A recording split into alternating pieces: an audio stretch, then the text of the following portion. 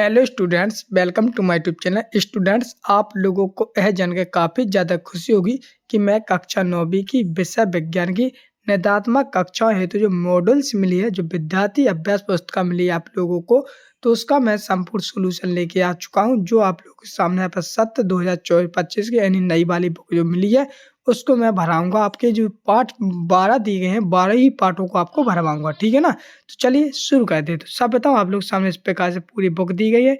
तो यहाँ पे मेरे पास बुक की पूरी पीडीएफ आ चुकी है, तो मैंने सोचा चलो इसको अच्छी तरह से भरवा दूं आपको, और साथ ही आपको अच्छी तरह से समझा दूं, ताकि आप लोग पेपर देने में किसी भी कंफ्यूजन ना रहे वो किस प्रकार से लिखेंगे।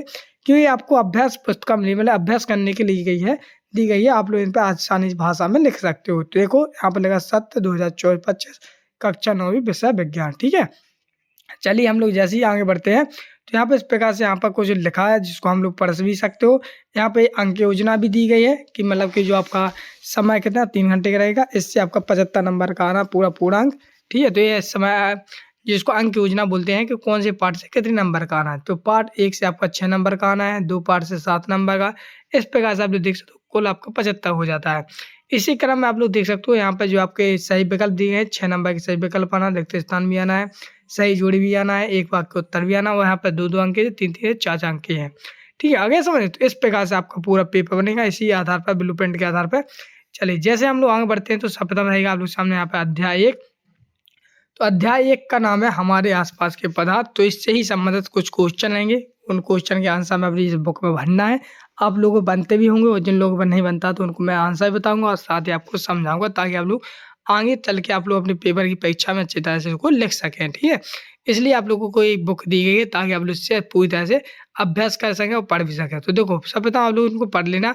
ठोस द्रव गैस, तो पहले आप लोग सामने यहाँ पर ठोस द्रव गैस दिए गए हैं, ठीक है। तो पहले इनको आप लोग अच्छी तरह से सीख लें, पढ़ लें, उन्हीं से संबंधित कुछ क्वेश्चन आएंगे, उन क्वेश्चन के आंसर भी हमें देना है। फिर यहाँ पे आपको पदार्थों के कण की विशेषताएं दी गई हैं, ठीक है। फिर यहाँ पे बढ़ते हुए घनत्व क्रम दिया गया है, ठीक है। यहाँ पे ठोस दिया गया है कि आकार, पदार्थ की भिन्न पदार्थ की जो गुण अवस्था है, ठीक है, ये वाली, तो इनको भी आप लोग पढ़ लेना, ठीक है।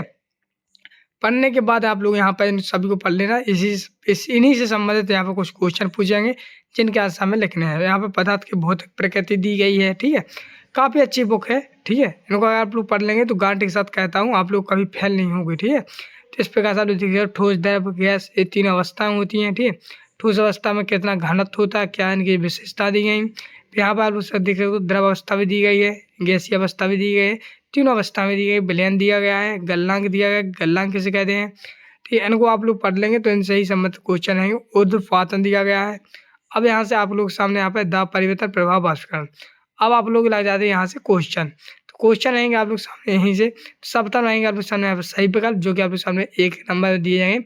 चलिए अगर आप लोग बनते हैं तो आप लोग बेझिझक हमें कमेंट करके बता देना, और नहीं बनते तो चलिए इनके आंसर हम आप लोग बता ही देंगे। तो पहले से आप लोग प्रस्ताव लगे आपके जाने, पदार्थ की कितनी अवस्थाएं होती हैं। तो बताइए कितनी अवस्था होती हैं, कि 2, 3, 9, 7। तो आप सही लोग जानते हैं पदार्थ की 3 अवस्थाएं होती है, नीबा ऑप्शन आपका सही है, ठोस द्रव गैस, ठीक है। तो इस प्रकार से आप लोग सामने यहाँ पे 3 अवस्थाएं हो जाएंगी, तो बा ऑप्शन आपका लाइट का चिन्ह लगा देंगे, ठीक है। चलिए हम लोग देखते हैं दूसरा क्वेश्चन। दूसरे क्वेश्चन लगा है, पदार्थ किस अवस्था में कणों की मात्रा न्यूनतम रिक्त स्थान देता है। अब बताइए ठोस द्रव गैस, अब इसका आंसर क्या होगा। अगर आप लोग पता है तो जल्दी से कमेंट करें, नहीं है तो चलिए हम इसका आंसर बता देते हैं। तो इसका आंसर रहेगा आप लोग सामने यहाँ पे ऑप्शन, जिसमें आ जाएगा ठोस, ठीक है ना। चलिए तीसरा क्वेश्चन देखिए। तीसरा क्वेश्चन में लिखा था, पदार्थ की किस अवस्था में किसी वस्तु का एक निश्चित आकार, स्पष्ट सीमा एवं नगण्य संपीड़िता होती है। तो इसका सही आंसर हो जाएगा तीसरे का, हो जाएगा ऑप्शन ठोस। इसमें भी आपका ठोस ही आएगा। अगला क्वेश्चन नंबर 4, जिसमें लगा पदार्थ की व्यवस्था जिसमें द्रव का आकार नहीं परंतु आयतन निश्चित होता है।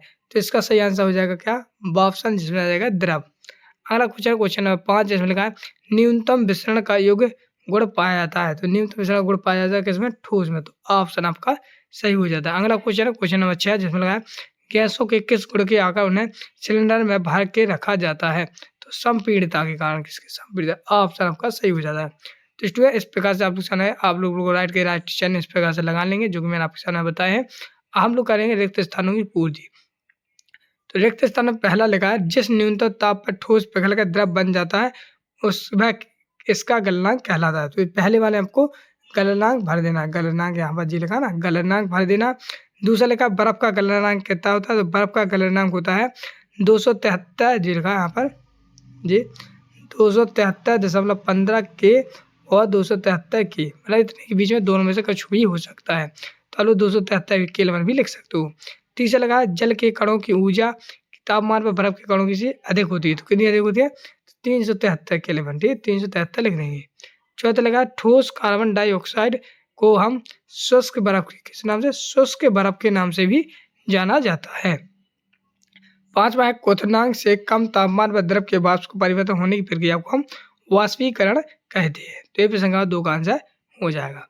अगला क्वेश्चन नंबर 3 जिसमें लगा निम्नलिखित प्रश्नों का उत्तर एक शब्द या एक वाक्य में दीजिए, तो इसका आंसर लेंगे जल का गलनांक केल्विन पैमाने पर कितना होता है, तो 273 केल्विन होता है, तो आप लोग ये आंसर लिख लेंगे। दूसरा लगा 300 केल्विन तापमान का डिग्री सेल्सियस में क्या मान होगा, तो डिग्री में हम लोग अगर इसको परिवर्तन करते हैं तो इसका आ जाएगा, इस प्रकार से आ जाएगा केल्विन माइनस 273 बराबर 300 माइनस 273 घटाएंगे तो 27 सेल्सियस केल्विन आ जाएगा, सेल्सियस आ जाएगा। तीसरा लगा जल का क्वथनांक कितना होता है, तो जल का क्वथनांक होता है 100 सेल्सियस, मतलब कि आप लोग जी वाला लिख देंगे। चौथा लगा द्रव अवस्था में पाई जाने वाली धातु का नाम लिखिए, तो द्रव अवस्था में जो धातु पाई जाती है उसे हम पारा कहते हैं, सभी लोग जानते हैं। अगला पांचवा तापमान का ऐसा ही मात्रा क्या है, तो तापमान का ऐसा ही मात्रा होता है केल्विन, तो हम लोग इसमें केल्विन लिख देंगे। ओके चलिए बढ़ते इसी क्रम में नेक्स्ट आप लोग सामने अति लघुत्तीय प्रश्न दिए कि उत्तर दीजिए, जो कि 2 अंक में रहेंगे, 2 नंबर के हैं। पहला प्रश्न लगा वाष्पीकरण की गुप्त ऊष्मा से क्या समझते हैं, चलिए इसका आंसर देखते हैं, तो इसका आंसर यहाँ से आएगा वाष्पीकरण की गुप्त ऊष्मा ताप की वह मात्रा होती है जो 1 किलोग्राम को वायुमंडलीय दाब और द्रव के क्वथनांक पर गैसीय अवस्था में परिवर्तित करने हेतु आवश्यक होती है, तो इस प्रकार से प्रश्न का पहले का आंसर हो जाएगा।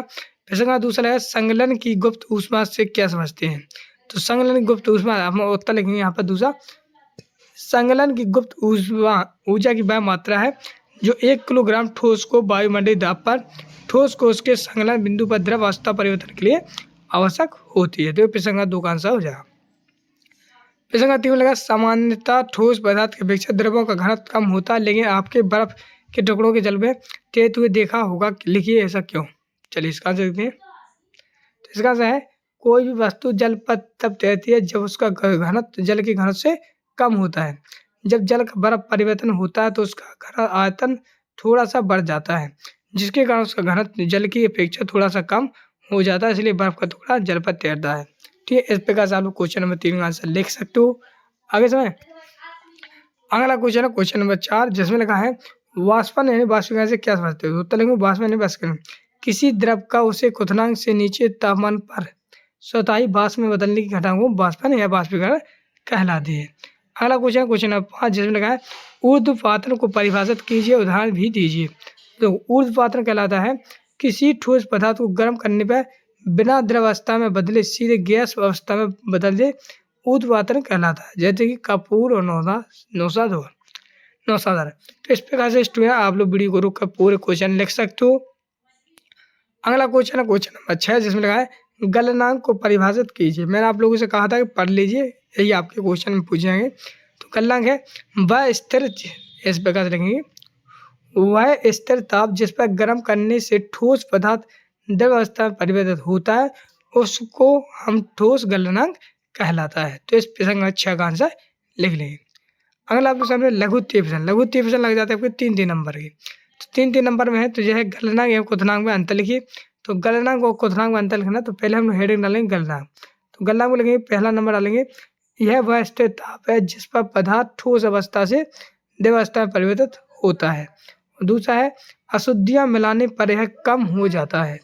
और क्वथनांक यह वह स्थिर ताप है जिस पर पदार्थ द्रव अवस्था में गैस अवस्था में परिवर्तित होता है। और दूसरा अशुद्धियाँ मिलाने पर यह बढ़ता है। तो इस प्रकार से प्रश्न 1 का उत्तर आप लोग लिख लेंगे। अगला प्रश्न 2 जिसमें लगा है गर्मियों में मटके का जल ठंडा क्यों होता है। तो बिल्कुल सही आंसर पूछा है, आप लोग पता होना चाहिए। तो इसका आंसर लेंगे गर्मियों में मटके का जल ठंडा इसलिए होता है क्योंकि मटके की दीवार छिद्रित होती है, जिससे मटके की दीवार से जल का वाष्पीकरण होता रहता है, परिणाम स्वरूप जल का तापमान गिर जाता है। तो इस कारण आप लोग गर्मियों का पानी देख सकते हैं, क्योंकि जो मटके होते हैं वो धीरे धीरे झड़ते हैं, मतलब कि पानी उनसे रिसता है, तो इसके कारण वो ठंडे बने रहते हैं। क्वेश्चन नंबर 3 लगा, गर्मियों में हमें सूती कपड़े क्यों पहनना चाहिए? आप लोगों ने भी देखा होगा अपनी मम्मी पापा तो सूती कपड़े ज़्यादातर पहनाते हैं अपन लोगों को। तो लेकिन गर्मियों में हमें अधिक पसीना आता है, चूँकि सूती कपड़ों में जल का अवशोषण अधिक होता है, अतः हमारा पसीना इसमें अवशोषित होता है, सरलता से वाष्पीकरण हो जाता है, इस प्रकार हमें शीतलता महसूस होती है। जो सूती कपड़ा होते हैं वो मतलब कि पानी को या जल को अवशोषित कर लेते हैं, इससे हमें क्या शीतलता यानी ठंडक प्रदान होती है। तो आप लोग क्वेश्चन नंबर 3 का आंसर भी लिख लेंगे। अब देखो यहाँ से लग जाते हैं आपके द्विगुत्तीय प्रश्न, जिसमें आप लोग सामने यहाँ पे थोड़े 4 नंबर 5वां नंबर पूछे गए हैं 4 नंबर में, जिसमें लगा ठोस के समान गुण लिखने हैं। तो हमने यहाँ पे नंबर बाय नंबर दिए हैं। जैसे पहला लगा, इसके कणों के मध्य रिक्त स्थान न्यूनतम होता है। दूसरा लगा, इसके कणों की गति तथा गतिज ऊर्जा न्यूनतम होती है। इसके कणों के मध्य आकर्षण बल अधिकतम होता है। चौथा लगा, इसका आयतन एवं आकार स्थिर रहता है अर्थात नगण्य संपीड़ितता होती है। तो इसको आप लोग वीडियो को रोक कर लिख सकते हो। अब क्वेश्चन है आप लोग सामने दूसरा, पदार्थ की भिन्न अवस्थाओं को गुणों के अंतर में सारणीबद्ध कीजिए। तो वेरी मोस्ट इंपोर्टेंट क्वेश्चन है, जो आपके पेपर में 100% रखा मिलेगा। ठोस, द्रव, गैस तीनों में अंतर है, तो इनका अंतर हम लोग इस प्रकार से क्रम बाय क्रम करेंगे। जैसे कि पहला अंतर देखते हैं, तो पहला अंतर आ जाएगा, ठोस का निश्चय आयतन व आकार होता है। मतलब जो ठोस है तो इनका देखो निश्चय आयतन, इनका आकार निश्चय होता है। द्रवमय होते हैं जैसे पानी, तो इसका आयतन निश्चय नहीं होता, परंतु आकार निश्चित नहीं होता। ठीक है, ना तो इनका आयतन निश्चय होता है, ना इनका आकार निश्चय होता है। इनका आयतन तथा आकार निश्चय नहीं होता है, इनका भी नहीं होता है, तो इनका होता है, इन दो का नहीं होता है। ठीक है, दूसरा देखते हैं, दूसरा लिखा है यहाँ पे, इन्हें संपीड़ित नहीं किया जा सकता, इन्हें संपीड़ित किया जा सकता है, गैसों को भी संपीड़ित किया जा सकता है। ठीक है, तीसरा, ठोसों के गलनांक या क्वथनांक कक्ष ताप से अधिक होते हैं, और द्रवों के गलनांक कक्ष ताप में से कम क्वथनांक कक्ष ताप से अधिक होता है, और गैसों के गलनांक व क्वथनांक कक्ष ताप से कम होते हैं। चौथा देखते हैं, चौथे लिखा है, इन्हें दबाया नहीं जा सकता, इनमें बहने का गुण नहीं होता है, इन्हें उच्च तल से निम्न तल की ओर बहते हैं, इनके कण चारों दिशाओं की ओर गति कर रहे हैं। तो इस प्रकार से लोग 4 है, 4 नंबर में आना, 4 ही अंतर आपके सामने काम कंप्लीट हो गए। बेटा पढ़ना और सीखना आपका काम है। देखो भरवा तो देता हूँ मैं, क्योंकि हमें सरस्वती माता तो है नहीं कि आप लोगों को सामने यहाँ पे बुद्धि भी दे दूँ आप लोगों को, बस थोड़ा तो मेहनत करनी पड़ेगी। क्वेश्चन नंबर 3 लगा, वाष्पीकरण की दर को प्रभावित करने वाले कारक लिखिए। जो वाष्पीकरण को प्रभावित करते जो कारक, उनके नाम लिखने हैं। तो पहला हो जाए सतह का क्षेत्रफल। ठीक, तो पहली हेडिंग जो है इसका लेंगे, सतह का क्षेत्रफल बढ़ जाने पर वाष्पीकरण की दर भी बढ़ जाती है, इसलिए कपड़े सुखाने के लिए हमें उन्हें फैला देते हैं। दूसरा लगे, वायु की गति। देखें, वायु की गति बढ़ने पर वाष्पीकरण की दर बढ़ जाती है, यही कारण है कि तेज हवा में कपड़े जल्दी सूख जाते हैं। आर्द्रता की मात्रा में, जब वायु में आर्द्रता की मात्रा बढ़ती है तो वाष्पीकरण की दर घटती है। तो इस प्रकार से वीडियो को रोककर क्वेश्चन नंबर 3 के भी आंसर लिख लेंगे। क्वेश्चन नंबर 4 में था आपके सामने, यहाँ पर निम्नलिखित तापमानों को केल्विन इकाई में परिवर्तित करना है। तो इनको अपना केल्विन इकाई में परिवर्तित करना है, तो सिंपल सी बात है। दो, जैसे कि पहला आपका है 27 सेल्सियस, तो यहाँ पर 27 + 273 करेंगे तो 300 आ जाएगा। सब में अपन को 273 जोड़ देना है, मतलब कि अच्छा 273 में अपन ने 273 जोड़े तो इतना आ गया। 127 में 273 400 आ गया, 273 जोड़ा तो इतना आ गया। तो इनमें को 273 जोड़ देना, तो अपना ये काय में केल्विन में हो जाएगा, जो कि आप वीडियो को रोक कर लिख सकते हो। क्वेश्चन नंबर 5वां है, जिसमें लगा, बर्फीली जल से भरे गिलास को बाहरी सतह पर जल की बूंदें क्यों नजर आती हैं? चलिए इसका आंसर देख लें, क्वेश्चन नंबर 5 का आंसर। तो क्वेश्चन नंबर 5 का आंसर देखने से पहले यहाँ पे खुशखबरी दे दूँ, कक्षा 9वीं वाले जितने भी स्टूडेंट इस वीडियो को यहाँ तक देखें, बेटा सभी लोग चैनल को सब्सक्राइब कर लें। ठीक है, सब्सक्राइब करने से यही फायदा होगा। जिस प्रकार से मैंने आपके सामने यहाँ पर निदात्मकता को पहला पार्ट बता रहे हैं विज्ञान का, इसी प्रकार से पूरी बुकें भरवाऊंगा। इसके बाद जो वार्षिक परीक्षा होगी तो उनके लिए मैं पेपर भी लेके आऊँगा, ताकि आप लोग अच्छे से पढ़ाई कर सको, अच्छे नंबर पास हो करो। तो जिन जिन लोगों को वार्षिक परीक्षा का पेपर चाहिए तो आप लोग बेझिझक चैनल को सब्सक्राइब कर सकते हैं। चलिए अब क्वेश्चन नंबर 5 का आंसर देखते हैं। 5 वाला, बर्फीली जल से भरे, अच्छा है क्वेश्चन जीरा, आंसर लिखेंगे। तो आंसर हम लोग यहाँ से लिखेंगे, जब हम किसी गिलास में ठंडा पानी रखते हैं तो शीघ्र ही गिलास की बाहरी सतह पर हमें जल की बूंदें नजर आती हैं, क्योंकि वायु में उपस्थित जलवाष्प की ऊर्जा ठंडे पानी के संपर्क में आकर कम हो जाती है और है द्रवावस्था में बदल जाती है, जो हमें जल की बूंदों के रूप में नजर आता है। तो इस प्रकार से आप लोग क्वेश्चन नंबर 5 का भी आंसर पूरी तरह से कम्प्लीट हो चुका है, और इसी क्रम में आपका ये पार्ट 1 पूरी तरह से कम्प्लीट होगा। अब जो नेक्स्ट वीडियो आई पार्ट 2 की आ गई, इसलिए अगर चैनल को सब्सक्राइब करिएगा तो कर लेना, तो पार्ट 2 को भी हम भरवा देंगे। तो मिलते हैं नेक्स्ट वीडियो में, तब तक के लिए जय भारत।